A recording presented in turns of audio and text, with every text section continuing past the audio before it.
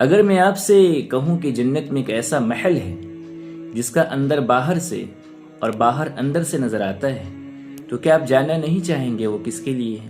آئیے میں بتاتا ہوں کس کے لیے ہے۔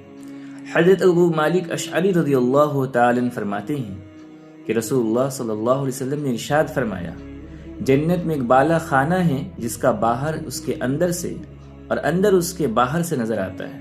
سوچیے، صحابہ اکرام رضی اللہ تعالی نے فوراً عرض کیا، یا رسول اللہ صلی اللہ علیہ وسلم، وہ عظیم بالا خانہ کس کو ملے گا؟ نبی صلی اللہ علیہ وسلم نے فرمایا، اللہ تعالی نے وہ بالا خانہ اس شخص کے لیے تیار کر رکھا ہے جو لوگوں کو کھانا کھلاتا ہے اور جو نرم لہجے میں بات کرتا ہے، جس کی زبان کسی کو زخمی نہیں کرتی، جس کی گفتگو میں سختی نہیں بلکہ محبت ہوتی ہے، شائستگی ہوتی ہے۔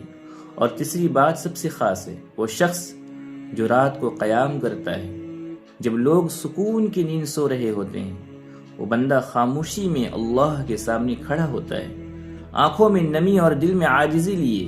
سوچئے، یہ جنت کا بالا خانہ نہ امیروں کے نام ہے، نہ طاقت والوں کے لیے خاص ہے، نہ بڑے عہدوں والوں کے لیے، بلکہ نرم دل، نرم زبان اور رب سے جڑے دل والوں کے لیے ہے۔ اب سوال یہ نہیں کہ وہ بالا خانہ کتنا خوبصورت ہے، اصل سوال یہ ہے کہ ہم اپنی زندگی میں ان تین چیزوں کو جگہ دے رہے ہیں، کیونکہ جو یہاں نرم ہو گیا وہاں بلند ہو جائے گا۔ اس لیے اللہ رب العزت سے دعا کرے کہ اللہ رب العزت یہ تین چیزوں کو اپنانے کی توفیق عطا فرمائے۔ آمین رب العالمین۔